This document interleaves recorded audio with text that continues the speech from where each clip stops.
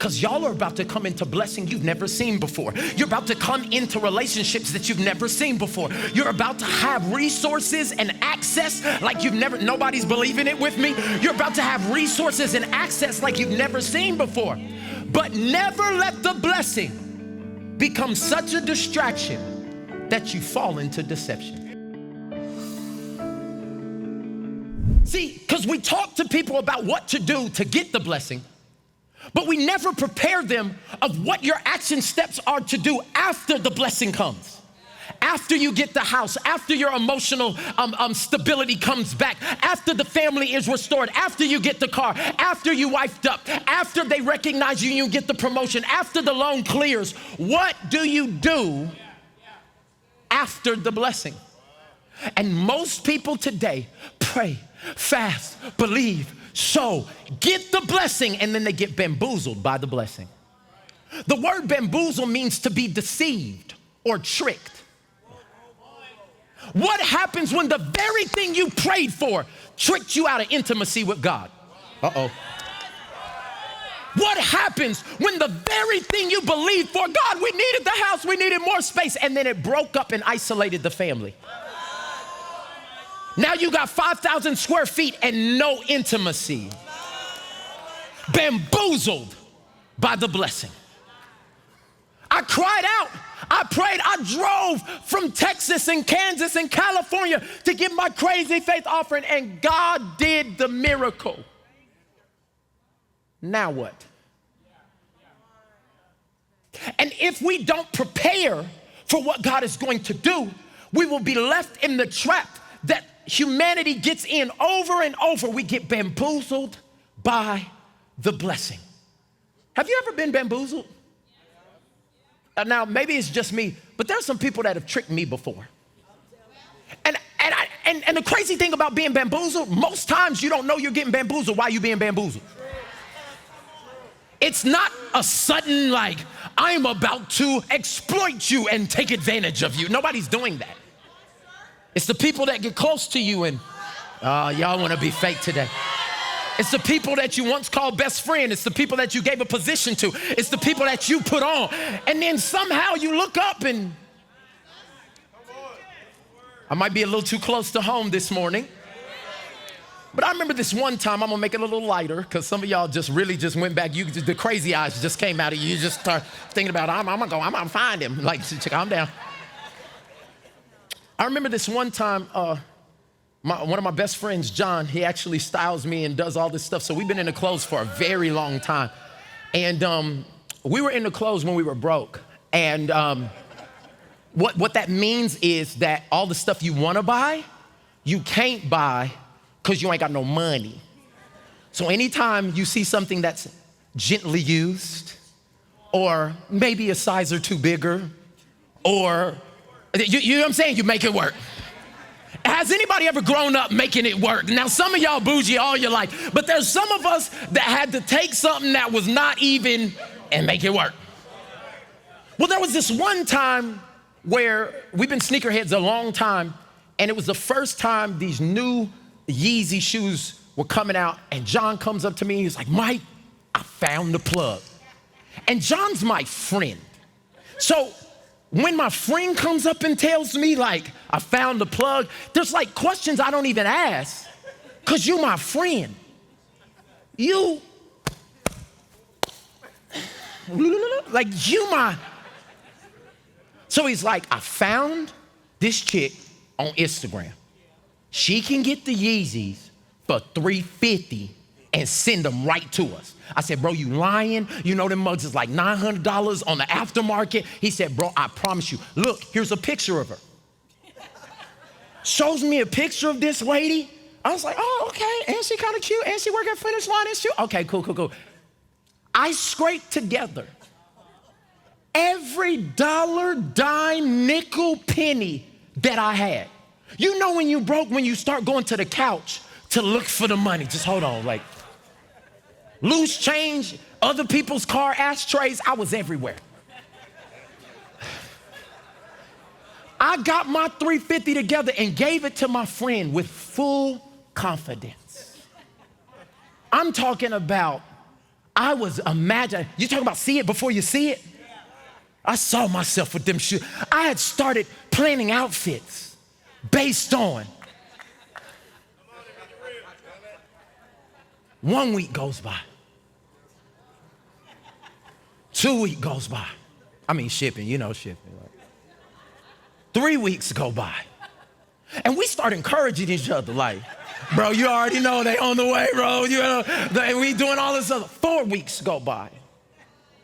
I said, John, I've missed some meals because of what I gave to this endeavor that we're on right now. Have you heard anything? Bro, I DM'd them, I let them know, and they promised me they'd be here next week. 5 weeks goes by. 6 weeks goes by. Now I'm a little aggravated. John, he's like, bro, I got my money in it too. You dumb too?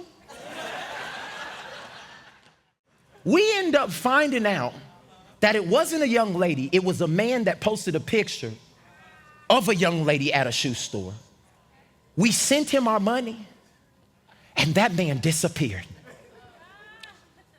For at least 3 weeks, me and John felt worthless. Because as grown men who paid taxes and had wives, this wasn't like I'm married at this time. Like, at least there should be some sign. I felt bamboozled. If I see that person today, I'm stealing them out on sight. But what I begin to understand about this moment of being bamboozled is I let the idea of what I thought was gonna be a blessing distract me from deception. Write this point down, because y'all are about to come into blessing you've never seen before. You're about to come into relationships that you've never seen before. You're about to have resources and access like nobody's believing it with me. You're about to have resources and access like you've never seen before. But never let the blessing become such a distraction that you fall into deception. I was so distracted by the blessing that was coming that I didn't even look and see that the person only had 2 pictures on their Instagram.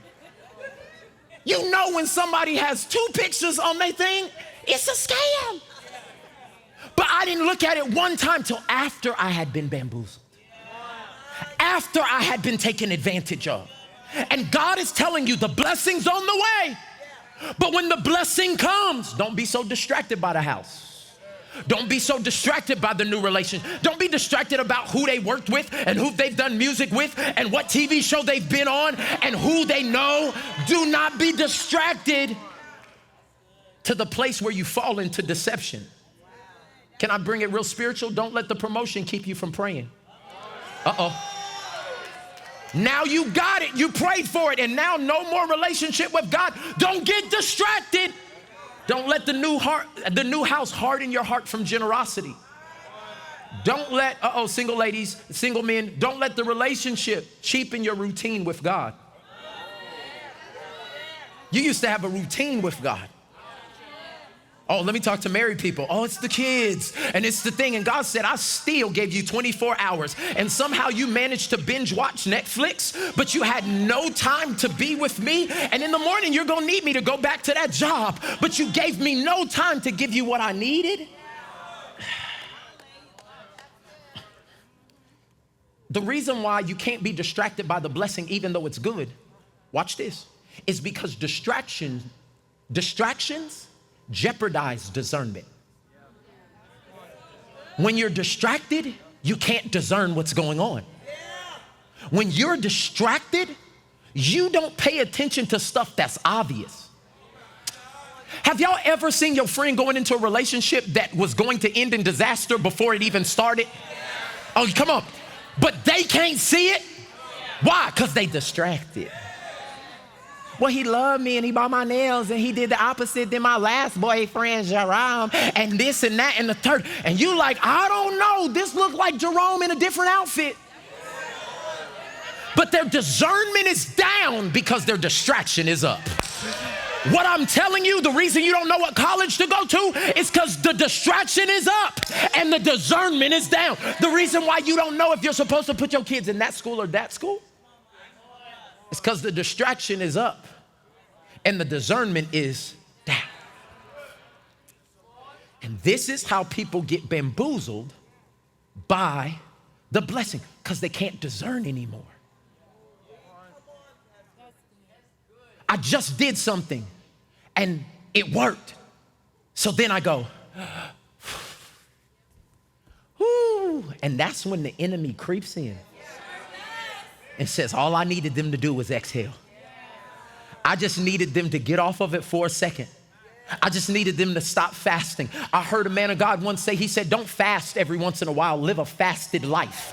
He said, because at the moment that God does the victory, it's not a time to say, whew, I'll do that again on 21 days of prayer and fasting next year. That's a lot of time that my discernment is down, where I'm not as keen to hear the whispers of God. And some of the blessing that you're about to come in, you gotta hear every direction. The steps of a good man and a good woman are, I gotta be able to hear the whisper of God. I gotta be able to hear, stay in that lease for 6 months, and on the 7th month, I'm gonna bring something to you. You gotta be able to hear the details. The level of responsibility I walk in now, the details matter.